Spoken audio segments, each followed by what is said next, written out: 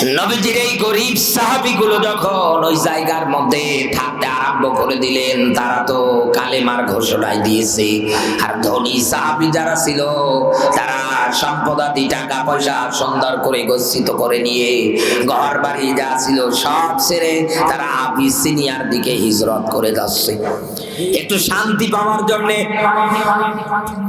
যেই লোকগুলো থেকে যাচ্ছে মক্কার মরুভূমিতে কাফেরদের নির্যাতন সহ্য করতেছে, এই লোকগুলো একটা সময় মালিকের কাছে দুটি হাত তুলে দোয়া করছিল, রব্বানা আখরিজনা মিন হাযিহিল ক্বরিয়াতিল যালিমি আহলুহা।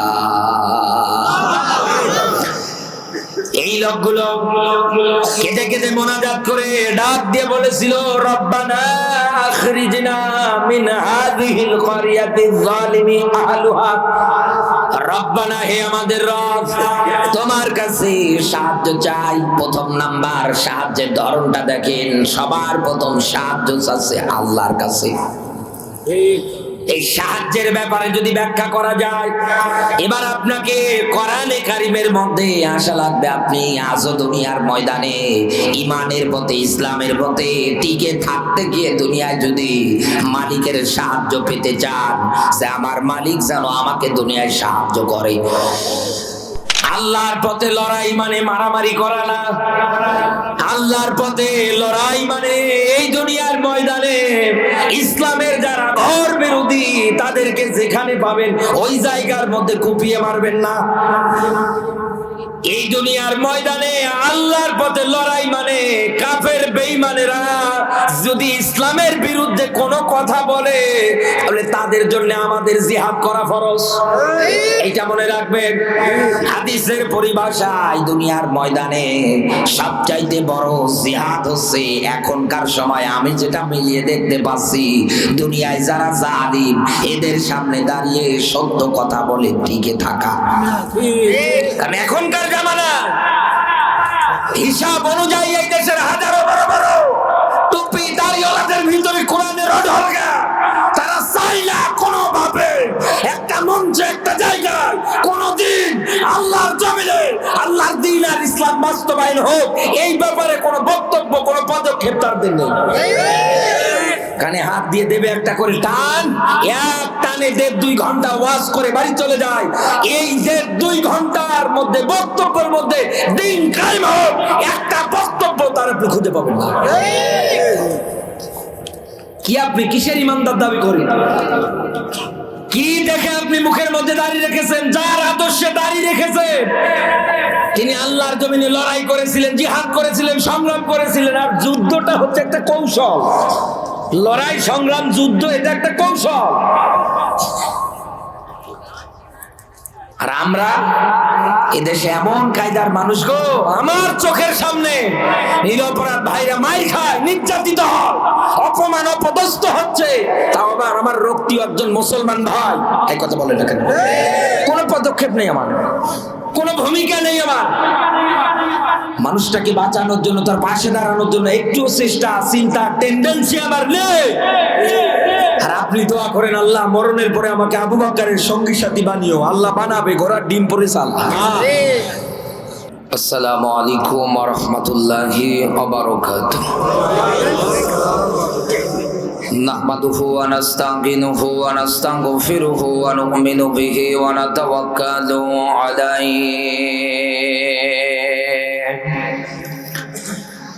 ونعوذ بالله من شرور أنفسنا ومن سيئات أعمالنا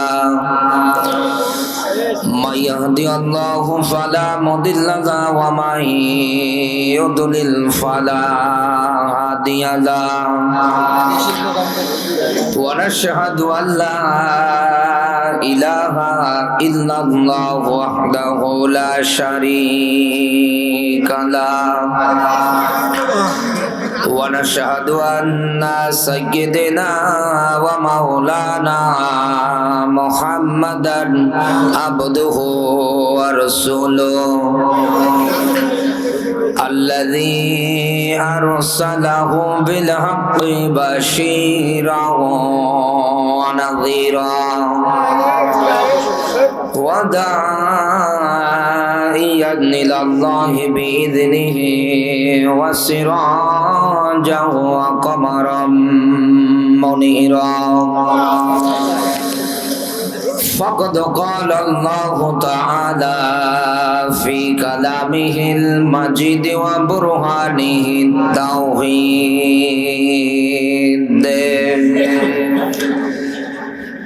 সবাই মিলে পড়েন আউযু বিল্লাহি মিনাশ শাইতানির রাজিম বিসমিল্লাহির রহমানির রহিম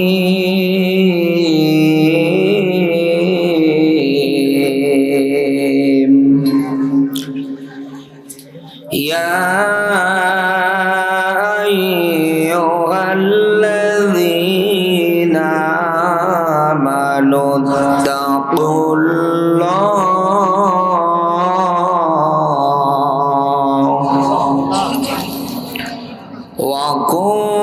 وكونوا مع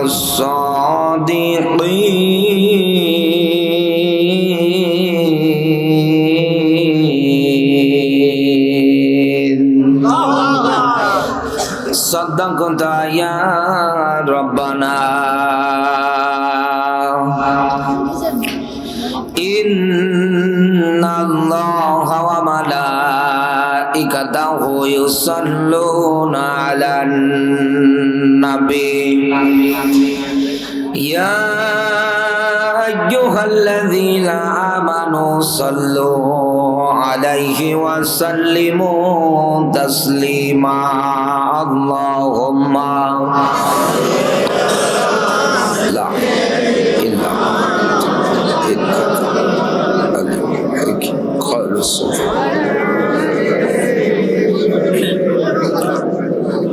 পৃথিবীতে কেউ স্থায়ী হয় না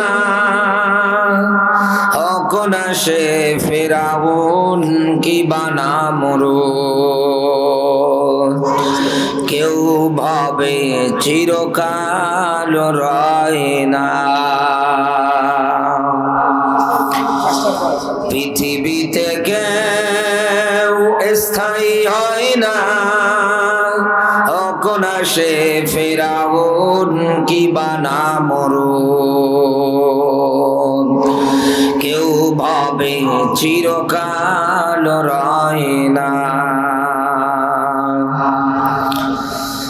চলে যায় সব ছেড়ে যেতে হয় মৃত্যু মানে না কোনো পরিচয় সব রাজা মহারাজা আর মহাবীর সব রাজা মহারাজা আর মহাবীর কাউকে সে অবকাশ দেয় না কেউ ভাবে চিরকাল রয় না ফিরআউন শ্রেষ্ঠ ছিল না মৃত্যু তাকেও ছেড়ে দিল না থেকে গেছে তার সব স্মৃতিচিহ্ন থেকে গেছে তার সব স্মৃতিচিহ্ন ফিরআউন শুধু ভাবে রয় না এই সেই পিরামিড দাঁড়িয়ে আকাশের দিকে মাথা বাড়িয়ে ইতিহাস হয়ে আছে চিরকাল ইতিহাস হয়ে আছে চিরকাল ফিরআউন শুধু ভাবে রয় না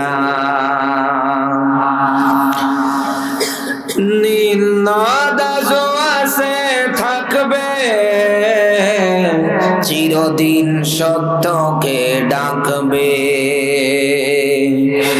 ডেকে ডেকে বলে যাবে দিন রাত, ডেকে ডেকে বলে যাবে দিন রাত, কেউ যেন ফেরাউন হয় না।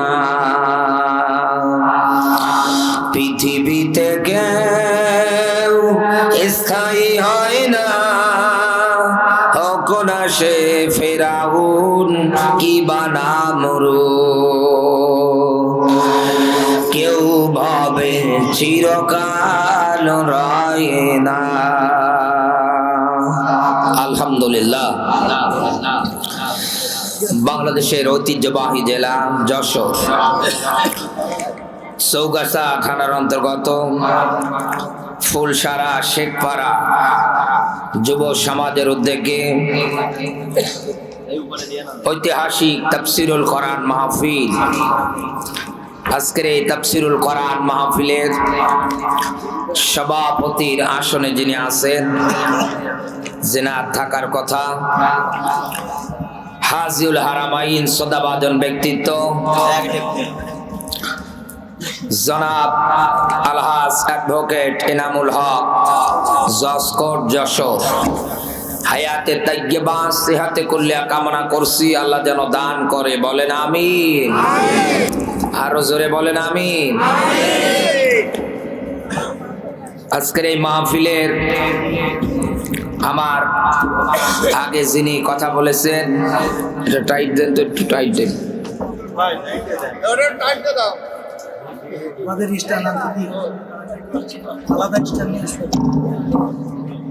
ঠিক আছে। আমার আগে যিনি কোরআন এবং হাদিসের আলোকে কথা বলেছেন, শ্রদ্ধাভাজন ব্যক্তিত্ব হাফেজ মাওলানা সিরাজুল ইসলাম ভাই। এরপরে আমার আগে যিনি কথা বলেছিলেন, হাজারো আলেমের ওস্তাদ, সম্মানিত ওস্তাদের জন্য দোয়া করি আল্লাহ পাক আমার এই প্রিয় ওস্তাদকে যেন দ্বীনের জন্য, ইসলামের জন্য আরো কবুল করে, বলেন আমিন। আরো জোরে বলেন আমিন। দল মত নির্বিশেষে প্রাণ প্রিয় যশোরবাসী আল্লাহর দরবারে নত শিরে শুকরিয়া আদায় করছি যে মহান মালিক হাজার হাজার মানুষের ভিতর থেকে বাছাই ছাঁটাই করে কোরআনে কারীম বলবার এবং শুনবার জন্য কবুল করেছে। খুশি হয়ে মালিকের দরবারে শুকরিয়া আদায় করে বলছি আলহামদুলিল্লাহ। কোরআনের আয়োজনে আমরা সবাই খুশি তো? দুনিয়ায় কোরআনের আয়োজনে, কোরআনের কনসার্টে, কোরআনের অনুষ্ঠানে খুশি হয়ে যায়, ঈমান বেড়ে যায়, কথাটা শুনলেই মজা পায়। অমুক জায়গায় অমুক স্থানে কোরআনের আলোচনা হবে, কোরআনের ধারাবাহিকভাবে কোরআন এবং হাদিস থেকে ব্যাখ্যা বিশ্লেষণ হবে। দুনিয়ায় যারা সত্যিকারের ঈমানদার, দুনিয়ায় যারা মুমিন, যাদের ভয় ভীতি এটা আছে যে আমার মালিক একদিন না একদিন আমাকে সামনে দাঁড় করিয়ে এই কিতাব কোরআনে কারীম মানার ব্যাপারে নিজে জিজ্ঞাসা করবে। আজ আমার ব্যক্তি চলে না কোরআনের নিয়ম দিয়ে, আজ আমার অর্থনীতি হয় না কোরআনের নিয়ম দিয়ে, আজ আমার সমাজনীতি হয় না কোরআনের নিয়ম দিয়ে, এমনকি আজ আমার রাজনৈতিক জীবনটা পর্যন্ত কোরআনের নিয়ম নীতি দিয়ে হয় না। যা হয় সব আব্রাহাম লিঙ্কনের তৈরি করা দিয়ে। একাধারে এই মানুষটা কোরআনের নিয়ম নীতি থেকে একদম দূরে, একদম আলাদা। এই মানুষটা কোনোদিন কোরআনের কনসার্টে, কোরআনের অনুষ্ঠানে, কোরআনের আয়োজনে কোনোদিন খুশি হবে না, বরং ধান্দায় থাকবে দুনিয়ার ময়দানে কেমন করে কোরআনের আয়োজন সুন্দর করে সাজানোর পরেও বন্ধ করে দেওয়া যায়। যেটা আমাদের ৯৬% মুসলমানের দেশে জরিপ চালিয়ে এখন আমরা যেটা দেখতে পাচ্ছি, কোরআন এবং হাদিসের আলোকে এই দুনিয়ার ময়দানে আমি আপনাকে ওই রকমই একটা কোরআনের ধারাবাহিক ব্যাখ্যার দিকে ধাবিত করছি। দুনিয়ায় যারা কাফের হবে তারা কোরআনের আলোচনা যেখানেই হোক বাধা দেবে, ওরা বন্ধ করবে, ওদের চিন্তা এটা। আর ইমানদার যারা হবে ওরা আরো চাইবে কোরআনের প্রসার যা আছে এগুলো আরো যেন বেড়ে যায়, এমনকি আমার জন্ম থেকে শুরু করে মরার আগ পর্যন্ত ইসলামী নিয়ম নীতির উপরেই যেন অটল থাকতে পারি আমি। এটা তো ইমানদারের চাওয়া, মুত্তাকির চাওয়া, কারণ তার জানা আছে, তার ভয় ভীতি আছে মালিকের। আমি মারা গেলে আমার মালিক যদি আমারে জিজ্ঞাসা করে, বল তোর জীবন জিন্দেগি তুই কেমন করে পার করে আমার কাছে এসেছিস, ও ইমানদার ভালো করে জানে একটা গ্লাস পানি খাওয়ার হিসাব যদি চাই আমি দিতে পারবো না, আরো পুরো জীবন সম্ভব না আমার ক্ষেত্রে। আমার বন্ধুরা একটু মনোযোগ দেবেন। কোরআনে কারিমের মধ্যে আমার আল্লাহ পাক ১৫০০ বছর আগে ইমানদার যারা হবে এই দুনিয়ার ময়দানে তাদের কোয়ালিটি সম্পর্কে নিজে ব্যাখ্যা করে দিয়েছেন। সূরা নিসা ৪ নাম্বার সূরা ৫ নাম্বার পারা ৭ নাম্বার পৃষ্ঠা ১০ নাম্বার রুকু, এটা পাবেন আপনি। ৭৬ নাম্বার আয়াতে আল্লাহ নিজে ব্যাখ্যা দিয়েছেন। আল্লাহ পাক বলেন, আল্লাযীনা আমানু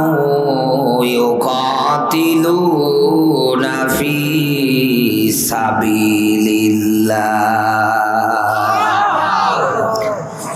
আল্লাযী অতঃপর যারা আমানু, দুনিয়ার ময়দানে যারা ইমানদার, ইউকাতিলুনা ফি সাবিলিল্লাহ, এই দুনিয়ার ময়দানে তারা লড়াই সংগ্রাম আন্দোলন একাধারে যা আছে সবগুলো চালাবে আমার আল্লাহর পথে।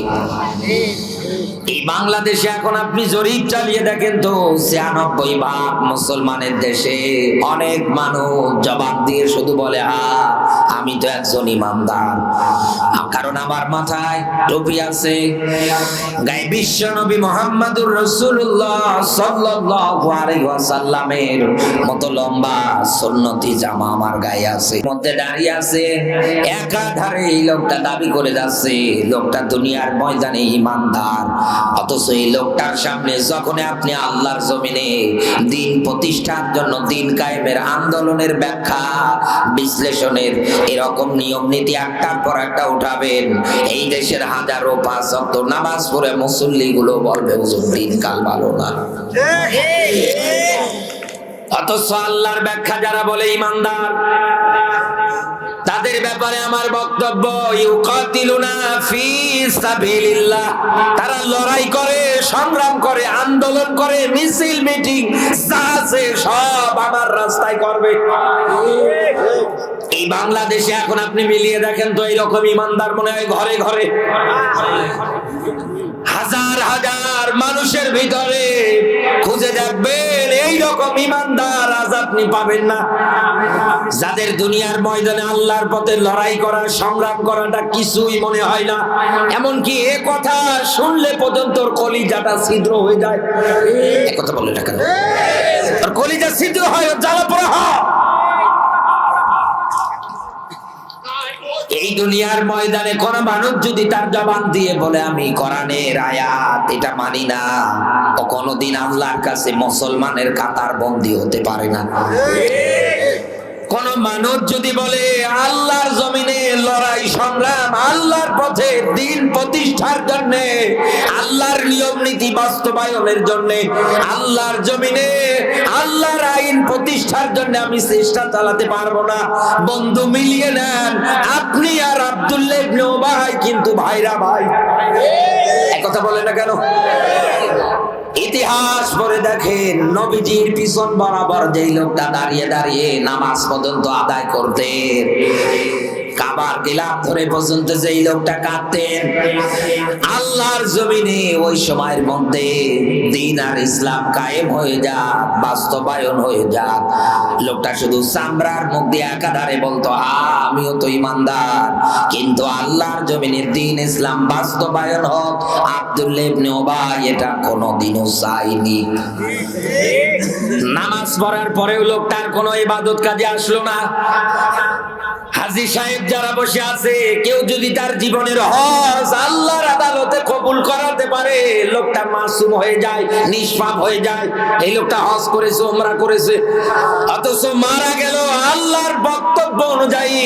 ও শুধু মুনাফিক না, মুনাফিকের সর্দার। এই দেশে আজ যারা এরকম দিন কায়েমের আন্দোলনের আয়াত অস্বীকার করে মারা যায়, ও তো মুনাফিকের সর্দার। এই দেশের মধ্যে আমরা যেটা তাকালে দেখতে পাচ্ছি, যারা নিজেদেরকে আবরণ দিয়ে সুন্দর করে ইসলামটাকে নামাজ, রোজা, হজ, যাকাত এইগুলোর মধ্যে একাধারে সীমাবদ্ধতা রেখে দিয়েছে। আপনি যেমন আপনার কাছে মনে করেছেন যে আমার কাছে ইসলামের নিয়ম নীতি এইগুলো মানা ফরজ, আল্লাহ পাক বলেন আমার স্পষ্ট ব্যাখ্যা শোন, তুই যদি আমার কাছে ইমানদার দাবি করিস তাহলে আমার জমিনে লড়াই সংগ্রাম করাটাও ফরজ। এইবার আমি আপনাকে ছোট্ট একটা উদাহরণ দিচ্ছি। আব্দুল্লাহ ইবনে উবাই নামাজ পড়লো, রোজা রাখলো, হজ করলো, যাকাত দিল, সবকিছু একাধারে তার জীবনে এসে চালালো। ইসলাম মানার ক্ষেত্রে আংশিক জীবন জিন্দেগিতে ইসলামের নিয়ম নীতিগুলো সুন্দর করে সাজিয়ে নিয়েছে।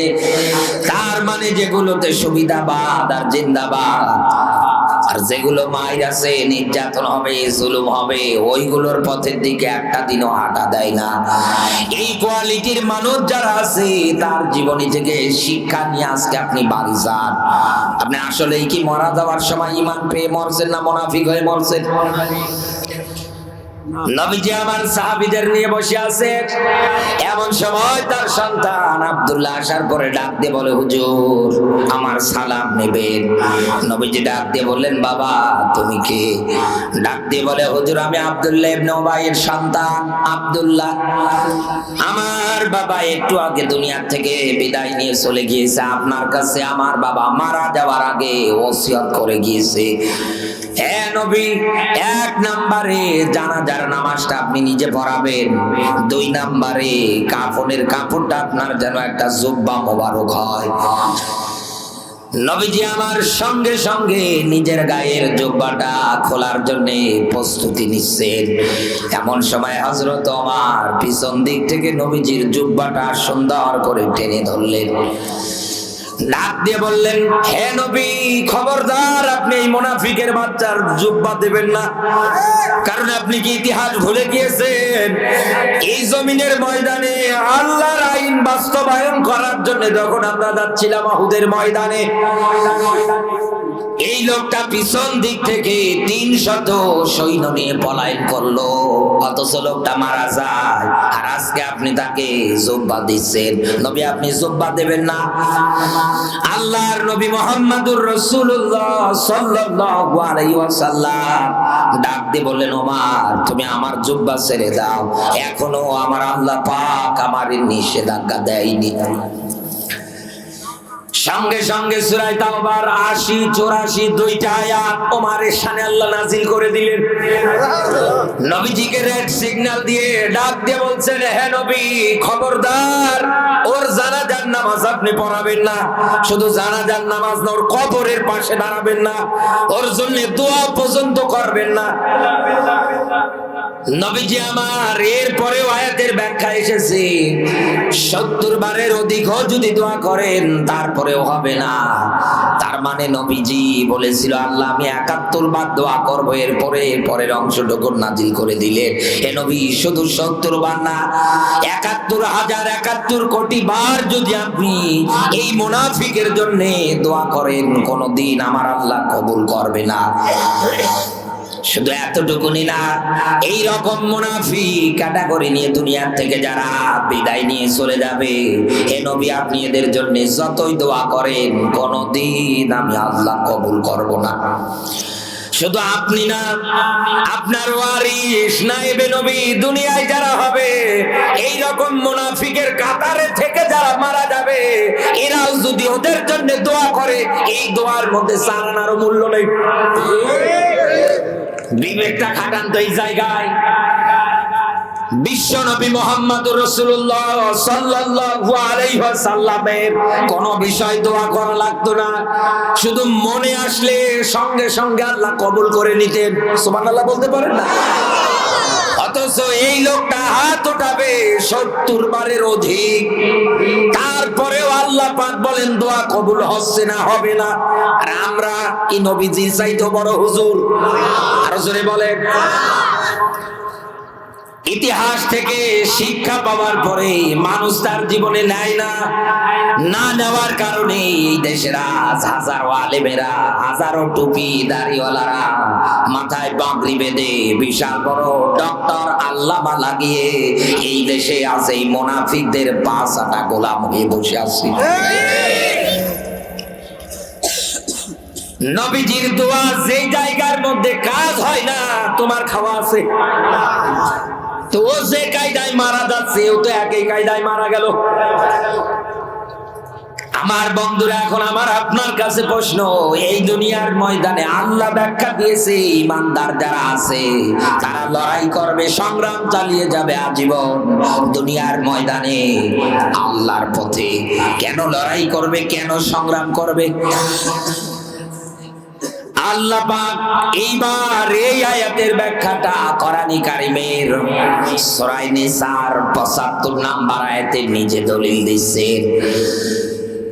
ইতিহাস থেকে শিক্ষা নিয়ে বলছি, বিশ্ব নবীর সময়ে যারাই বলেছিল আমানু, তথা আমি একজন ইমানদার, আল্লাহর প্রতি, আখিরাতের প্রতি, সবগুলোর প্রতি আমি ঈমান এনেছি, রাষ্ট্রপক্ষ থেকে কাফের বেঈমান যারা ছিল তাদের উপরে একাধারে জুলুম নির্যাতন চালাতে আরম্ভ করে দিল। নবীজির ওই সময়ের সাহাবী যারা ছিল একেবারে গরিব, এই গরিব সাহাবীগুলো হিজরত করার মতো টাকা পয়সা তাদের কাছে ছিল না। তারা ওই জায়গার মধ্যে থাকতে আরম্ভ করলেন। কাফের বেঈমানদের নির্যাতনটা তত আরো বাড়িয়ে যায়। এত জুলুম, এত নির্যাতন করার পরেও তারা একচুল পরিমাণ ইমানের পথ থেকে, ইসলামের পথ থেকে দূরে সরে আসে না।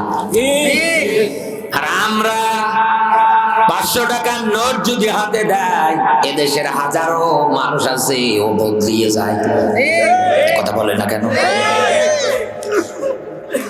আপনাকে আমার বোঝানোর বিষয় এটা, কেন আপনি আল্লাহর জমিনে লড়াই করবেন, কেন সংগ্রাম করবেন, আর ইমানদার যারা হবে তাদেরকে কেন লড়াই করতে হবে, এইটা এবার আমরা কোরআন থেকে একটু দলিল নেই। নবীজির এই গরিব সাহাবীগুলো যখন ওই জায়গার মধ্যে থাকতে আরম্ভ করে দিলেন, তারা তো কালেমার ঘোষণায় দিয়েছে। আর ধনী সাহাবী যারা ছিল তারা সম্পদাদি, টাকা পয়সা সুন্দর করে গচ্ছিত করে নিয়ে ঘর বাড়ি যা ছিল সব ছেড়ে তারা আবিসিনিয়ার দিকে হিজরত করে যাচ্ছে একটু শান্তি পাওয়ার জন্য। যেই লোকগুলো থেকে যাচ্ছে মক্কার মরুভূমিতে কাফেরদের নির্যাতন সহ্য করতেছে, এই লোকগুলো একটা সময় মালিকের কাছে দুটি হাত তুলে দোয়া করছিল, রব্বানা আখরিজনা মিন হাযিহিল ক্বরিয়াতিল যালিমি আহলুহা। এই লোকগুলো কেঁদে কেঁদে মোনাজাত করে ডাক দিয়ে বলেছিল, রব্বানা আখরিজনা মিন হাযিহিল ক্বরিয়াতিল যালিমি আহলুহা। রব্বানা, হে আমাদের রব, তোমার কাছে সাহায্য চাই। প্রথম নাম্বার সাহায্যের ধরনটা দেখেন, সবার প্রথম সাহায্য চাচ্ছে আল্লাহর কাছে। এই সাহায্যের ব্যাপারে যদি ব্যাখ্যা করা যায়, এবার আপনাকে কোরআনে কারীমের মধ্যে আসা লাগবে। আপনি আজও দুনিয়ার ময়দানে ইমানের পথে, ইসলামের পথে টিকে থাকতে গিয়ে দুনিয়ায় যদি মালিকের সাহায্য পেতে চান, সে আমার মালিক যেন আমাকে দুনিয়ায় সাহায্য করে। সূরা বাকারার 153 নাম্বার আয়াতটা সুন্দর করে মিলিয়ে দেখবেন। এই জায়গার মধ্যে ডাক দিয়েছে, ইয়া আইয়ুহাল্লাযীনা আমানুস্তাঈনু বিস-সাবরি ওয়াস-সালাহ। সাহায্য যদি পেতে চাও, আমি আল্লাহ তোমাদের দুইটা কন্ডিশন দিচ্ছি।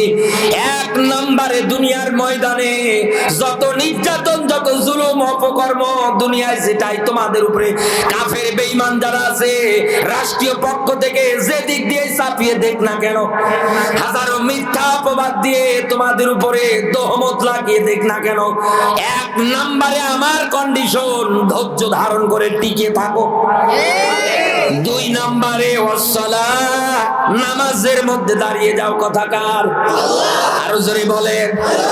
আজ বিশ্বের ময়দান মিলিয়ে দেখেন তো মুসলমান, এই দুনিয়ার ময়দানে এই দুইটা নিয়ম মেনটেন করে মালিকের কাছে আমরা সাহায্য চাইতে পারি না, যার কারণে সব জায়গার মধ্যে আমরা মাইর খাই। সব জায়গা। কারণ কোন হিন্দু এই দেশে নির্যাতিত হয় না, কোন বৌদ্ধ, কোন খ্রিস্টান, কোন ইহুদি, নাসারা এই দেশে নির্যাতিত হচ্ছে না, হবে না। নির্যাতিত যারা হয়, মাই যারা খায়, মিলিয়ে দেখেন এরা মুসলমান। সব জায়গায়। আপনি তো কোরআনের আয়াত পদে পদে ভুলে যাচ্ছে। আল্লাহর কোরআনের আয়াত আপনার জীবনে সংবিধান আকারে যেন কাজ করে। আল্লাহ স্পষ্ট ভাবে ডাকছে, ইয়া আইয়ুহাল্লাযীনা আমানুস্তাঈনু বিসসাবরি ওয়াস-সালাহ। আমি তোকে বলছি, তুই যদি সাহায্য পেতে চাস, আমি তোকে বলছি তুই ধৈর্য ধারণ কর। এই গরিব সাহাবীগুলো এত জুলুম, এত নির্যাতন একাধারে তারা সয়ে যাচ্ছে। তারা জুলুম নির্যাতন সহ্য করতে না পারে আল্লাহকে ডাকতে বলছে, আল্লাহ তুমি আমাদেরকে একটু সহযোগিতা করো।